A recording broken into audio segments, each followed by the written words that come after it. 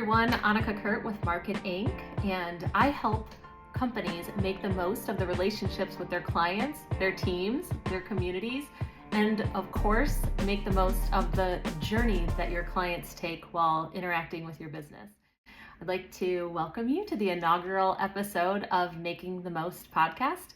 We're going to talk to a bunch of different people from all walks of life that are letting us know all of the great things that they're doing to make the most of their lives and of their careers. We're going to talk about everything having to do with marketing.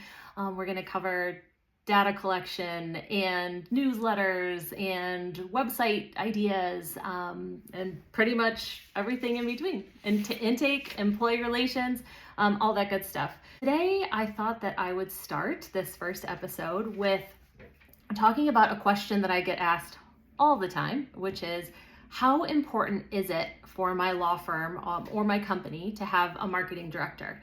The short answer is very, very important. I think it's extremely important for any company to have somebody in charge and constantly keeping track of what's being said about them, what's being seen on the internet about them, what the reviews are like, how to gather more reviews, how to talk about the great things that are going on in your company, and obviously how to talk about the firm or the company in general. So having one specific person oversee that and come up with ideas and implement all of those things, it's extremely important.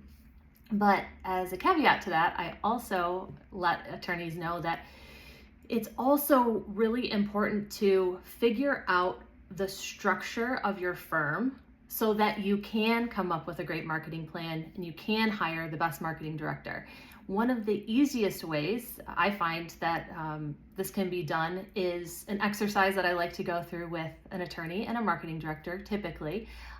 Bonus points if the whole staff is involved, because it makes it even easier and of course makes it so that there's more input from everyone. But that is going through your client's journey with your business. So taking a law firm, for example, let's say it's a PI law firm, personal injury law firm. The first thing that you want to do, again, best practices if you're sitting down with your entire staff or at least your marketing director, is what is our perfect client like? Where do they work? Where do they shop? Where do they go on their off times? What is their family dynamic like? What is the community that they live in like? Obviously, you're going to pay attention to geographic location, of course, but you're also going to look at, what's their typical income? What are their everyday fears, worries, joys? What are all the things that make up them and their family? So identify that, regardless if they need a lawyer, right? Just what is your avatar client? What does that person's life look like? And then next would be, what is it in the world that potential client is seeing about your firm? So what are they reading about in the reviews that are of you online? What are they reading about you on social? What are they seeing you post on social media? Are they receiving any newsletters from you? Are they seeing you on the news? Are they seeing you talked about at special meetings or any community events? How are they exposed to you and your firm? So the next thing would be, okay, let's say that this client or potential client has a problem. Okay, what is that client doing to solve their problem? Who are they talking to? Where are they going to for advice? How are they seeking out answers? Are they typically a person that picks up their phone and searches through the internet by Googling their problem? Or are they somebody who's talking to the guys at work on, what's going on? Are they depending on their friends and family to help them with a little bit of guidance on what to do next if they're dealing with the usually catastrophic injury that's causing them to need some assistance? Also, what are they feeling?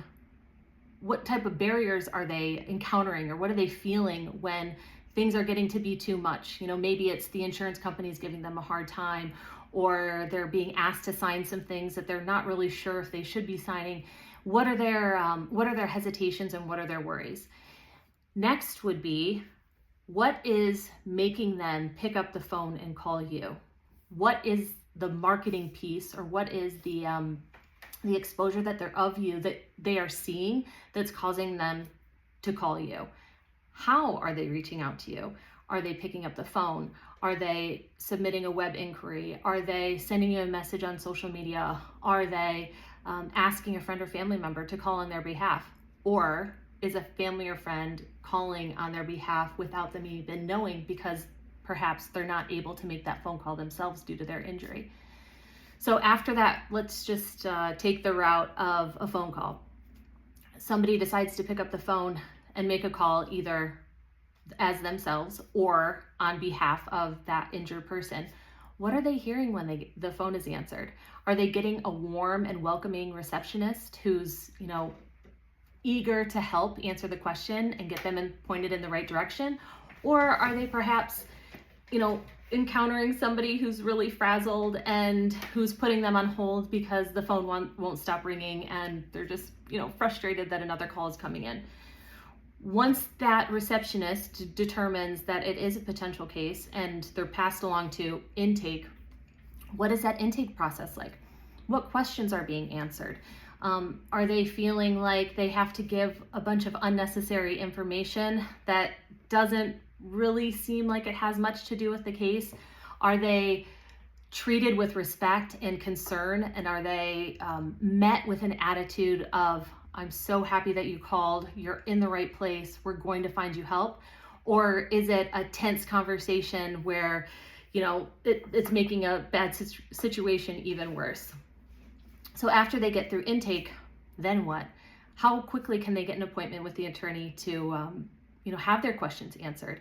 Are they told that an attorney will call them back, and then, they don't hear from the attorney for a while? Are they put into somebody's voicemail? What is that process like? After they get an appointment with the lawyer, what is that initial consultation like? Is it a sit down in the office? Is it a Zoom conference? Is it okay, let me sit down with some of the other attorneys and figure out if we want your case, and then we'll call you back? What is that first encounter with the lawyer like?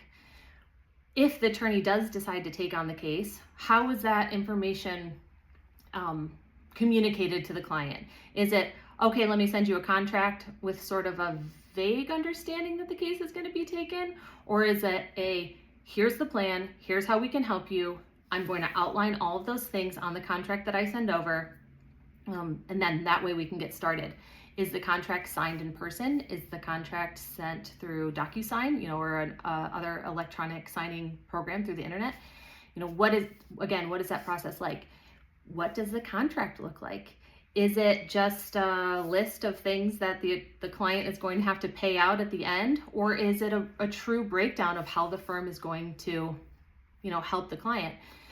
Also, before the contract's signed and the discussions that are had, is the conversation revolving around all the wonderful things that the firm is going to do, and how much success they've had in the past, and all the great braggy things that sometimes we're kind of drawn to telling? Or are we taking the time to find out what the biggest concerns and fears of that client are? I spoke with an attorney one time, and we were able to shave off quite a bit of time that the lawyer would take in the initial consultation. He was like, I spend so much time on these consultations. Sometimes I'm giving, an hour or 90 minutes of a free consultation, and it's not always the case that the person signs at the end of the meeting. So how do I not feel like I'm wasting that time and wasting the time of the client, or potential client rather?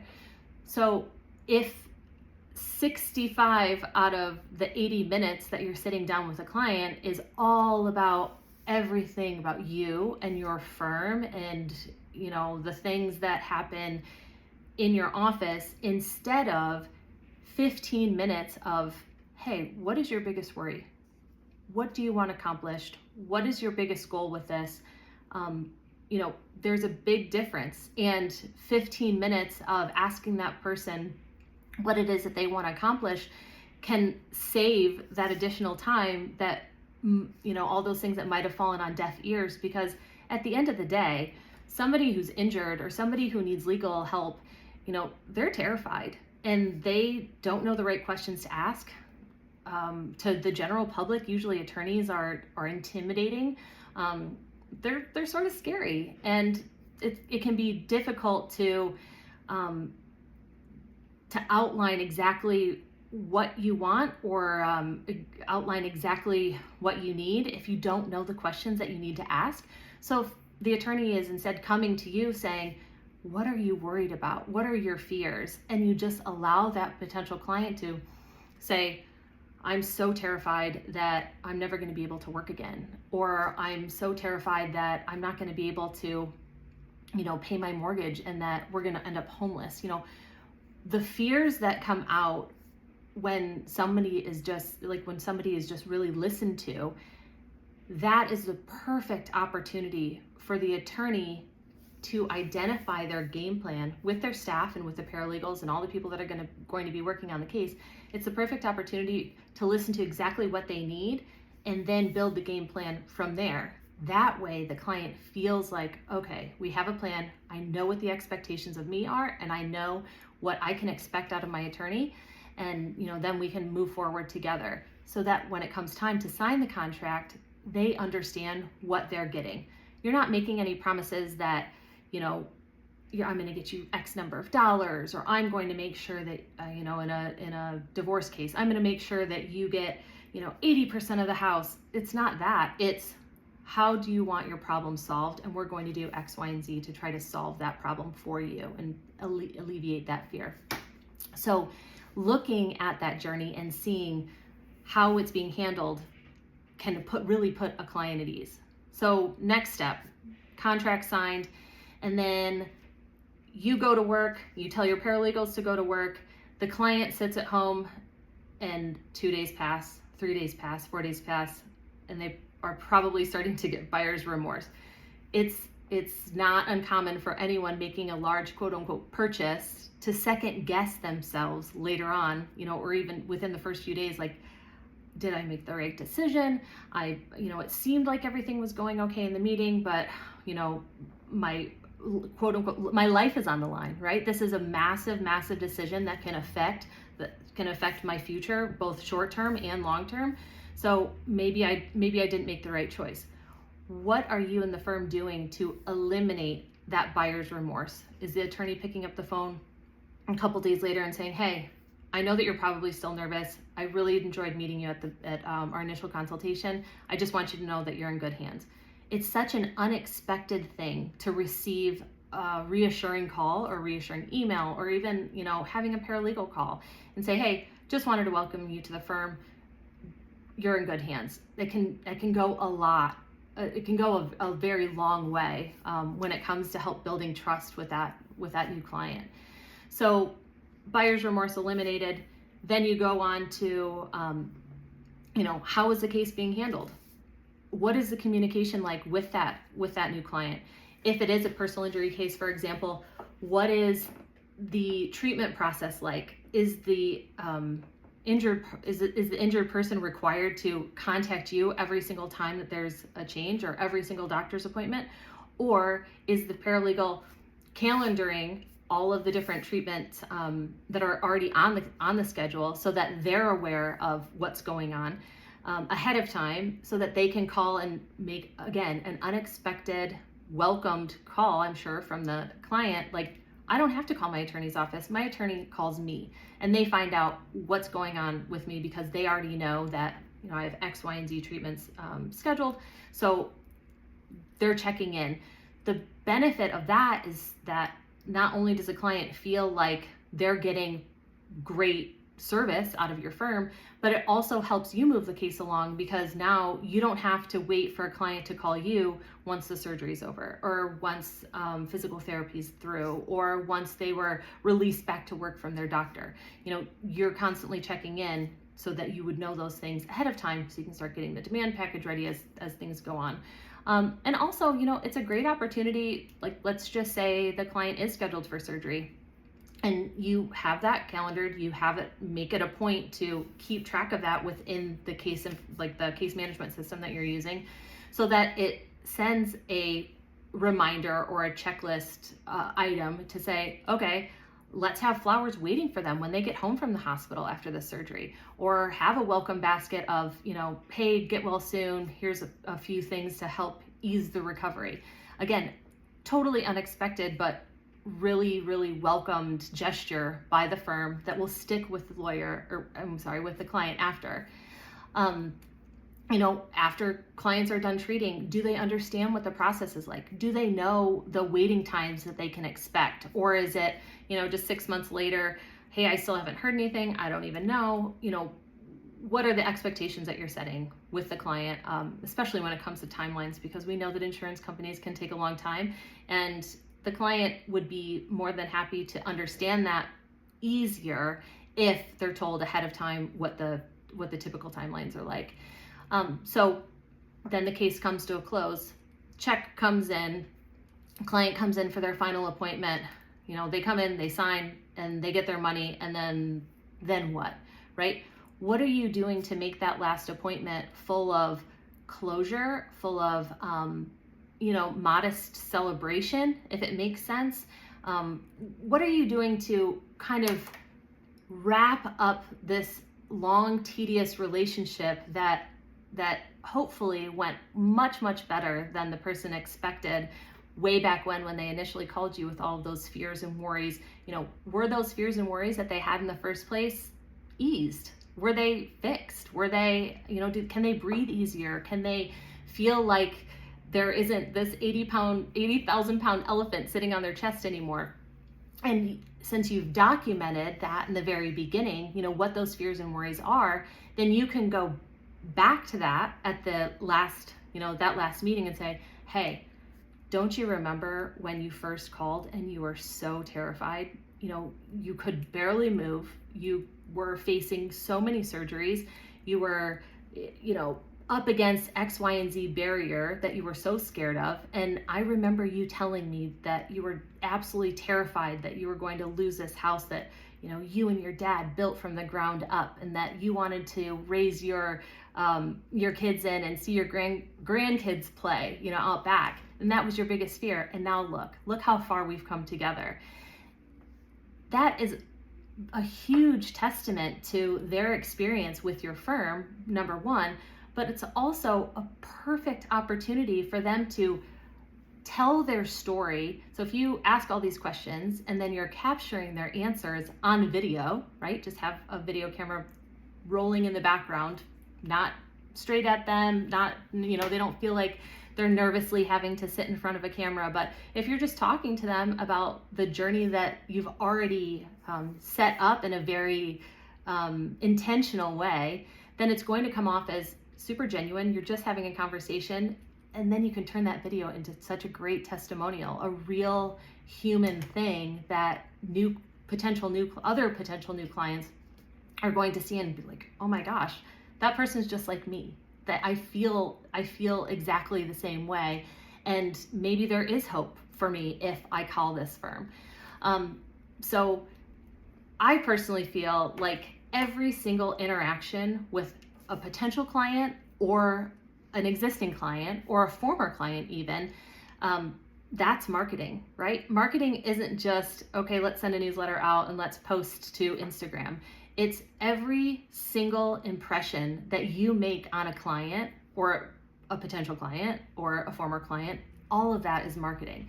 So when you're trying to come up with your marketing plan, going through the client journey first can give you automatically up pops all of these opportunities to give a little bit of extra interaction with the client, which is in turn marketing, right?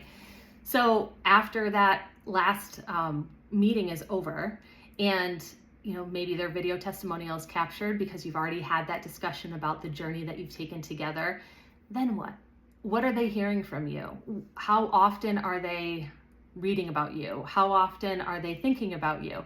I mean, obviously there's a portion of them that's probably going to want to forget the horrific thing that happened that caused them to need an attorney in the first place. We know that.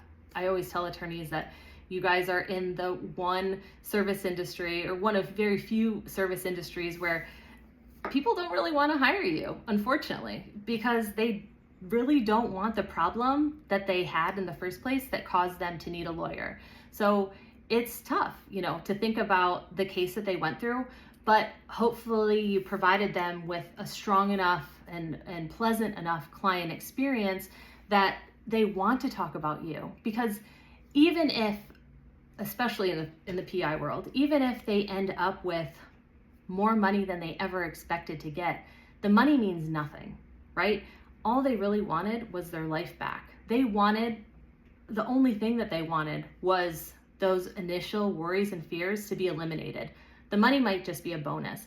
And also, if you have a case that's extremely challenging and there aren't a lot of good options for that person, but you still made the experience the best that it could be considering the circumstances, they're going to remember that too.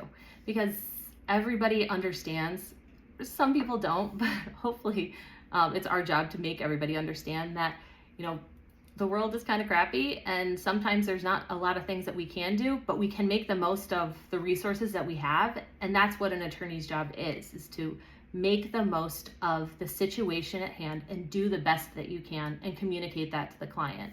So even though the case is over and the client might not want to think of the situation that got them into all of these problems in the first place, at least they can look fondly back on the experience with you and have a good taste in their mouth. They're also going to run into other people throughout their lives and throughout their careers that are dealing with the same issue that they dealt with. So what is the best option, or what is a good way for, if I'm a pleased client and I really feel indebted to the lawyer because of all of the great things that they did for me and all the care and concern that I felt during my case, and then along comes perhaps their cousin who's dealing with the same exact thing. As a friend and loved one, I want to be able to provide some sort of help or solution to those that I love and care about. What better way than to give them the gift of a solution? And that solution is in the form of hiring your firm.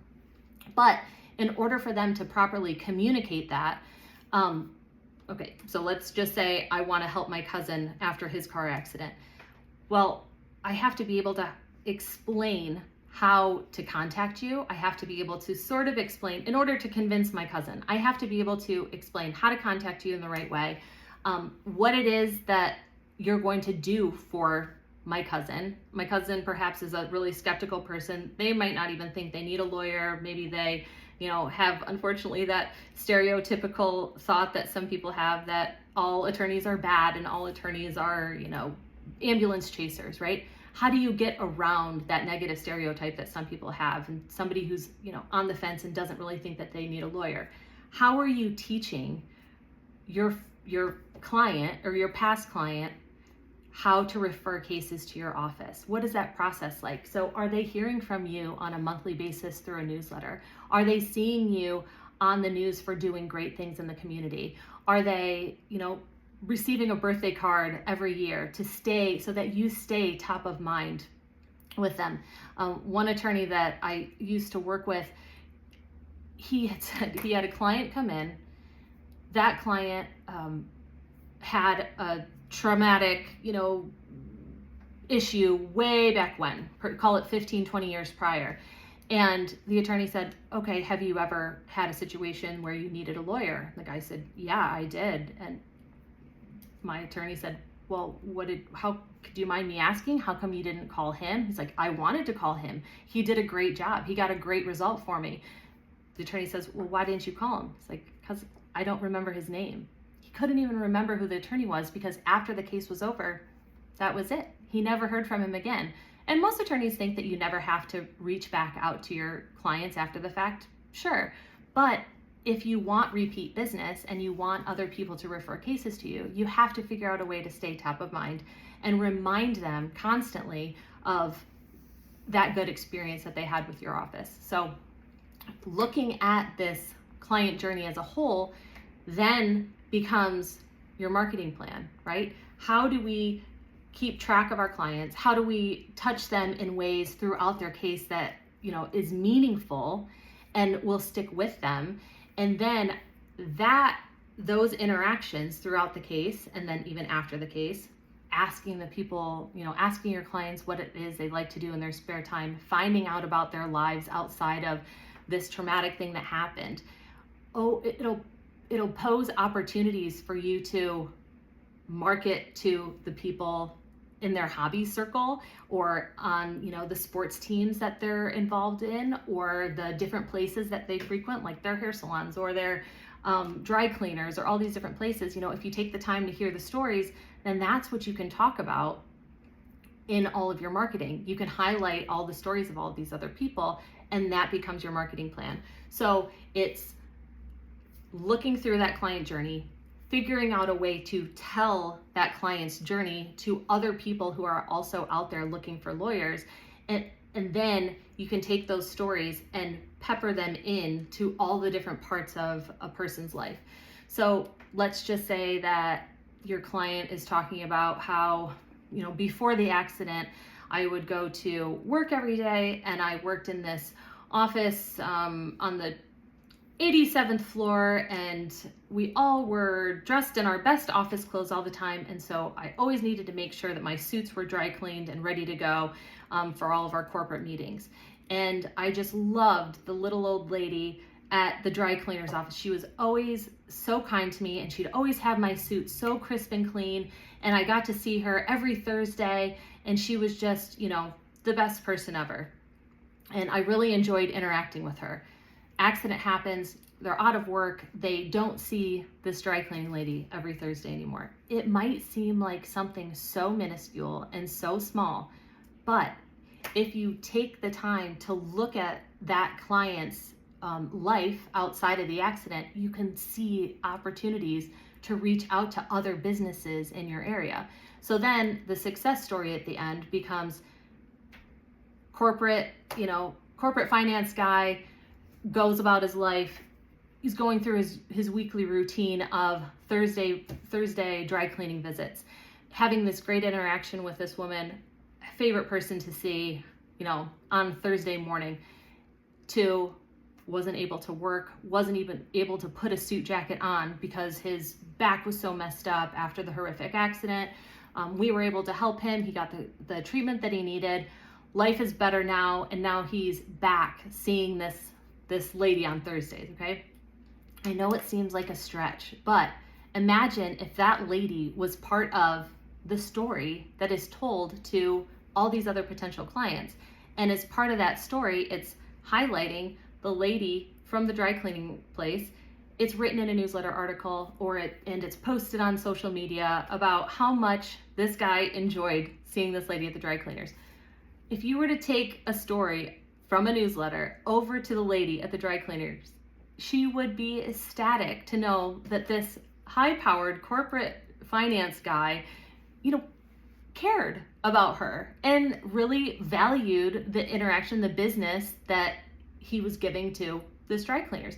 The dry cleaner lady is going to tell everyone how sweet this guy is. They're going to show everyone this article about his journey going through his traumatic experience.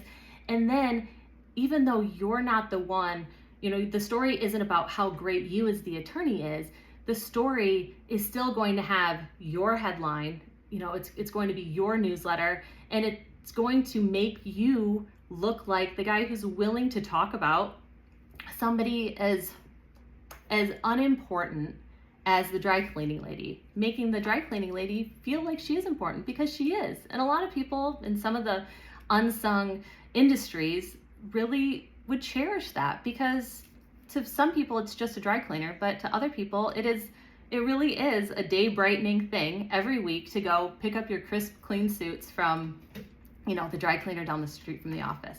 So again, if you look for the experiences that people are receiving when they're part of your world, then it gives you opportunities to market.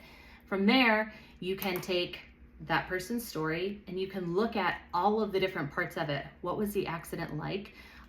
What medical treatment did that person receive? what was there, what were they doing before the accident? What were they doing after the accident? What are those little pieces? What are those little places and different things that you can write about and talk about in your marketing that make you more relatable and human to, all the other people in your life? And I always tell attorneys too, it's hard to go to another business owner or to, virtually anywhere and say, oh, hey, if you're hurt in an accident, call me. Or if you find yourself in the midst of a really bad divorce, call me, I can help you. It's weird. It's weird to say that. But instead, if you focus on these little stories, then you are putting yourself out there and you're making yourself known without the awkward, oh, send me cases, because people will want to send your cases naturally if they see you as the human being that they all feel like they are, right? Sometimes attorneys seem superhuman to other people because they're intimidating. They're so smart and they feel like they know so much more than like the common people that aren't attorneys. And so helping to put them at ease by showing the human side of yourself can really help. Again, if you go through this exercise with your staff members too and your marketing director, everyone will have input and ideas on how you can increase those touches and make that client's experience even better.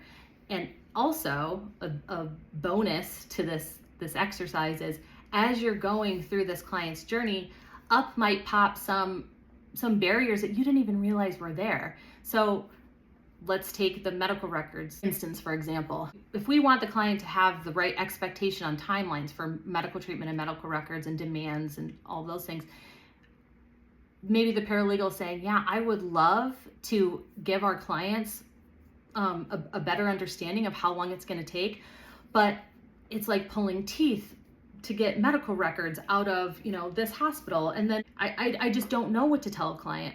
Well, maybe the attorney didn't even realize that it's like pulling teeth trying to get medical records out of a certain hospital, and up comes a discussion of how you can improve the speed of that. Maybe it's trying to find a specific person, maybe it's hiring a medical record specialist to help you do that. Going through it as a group, as a whole firm, really does help solve all these little barriers that you might not have even known were there. So if you are interested in going through the exercise of looking at your client's journey and figuring out a marketing plan from there, please feel free to reach out to me. I'd be happy to sit down with you and your marketing director and staff and map that all out and then come up with a marketing plan from that journey. Just started the Marketing Directors Collective, and I offer this client journey exercise for free to all new members. Marketing Directors Collective is a group of marketing directors that come together to bounce ideas off of one another, hold each other accountable. It is the ultimate mastermind for marketing directors. It can be challenging for attorneys to come back from their own masterminds and from their own personal and professional growth conferences and translate all the wonderful things that they've learned and all of the great ideas that they've had. It can be difficult for them to translate that to their marketing directors and to their staff and come up with an actual game plan based on those things that they've learned. So the Marketing Directors Collective's purpose is to help facilitate that communication and also to really assist the marketing director in working with the attorney and other like-minded marketing directors so that everything is cohesive, everyone's on the same page, and there's monthly check-ins so that things keep moving forward and keep getting done. So if you're marketing director or you are interested in having your marketing director join the Marketing Directors Collective, please reach out. We'd love to have you. And of course, go through the client journey exercise at no cost. Thank you so much for tuning in, and look forward to hopefully meeting some of you as we go through the Making the Most podcast with Anneke of Marketing.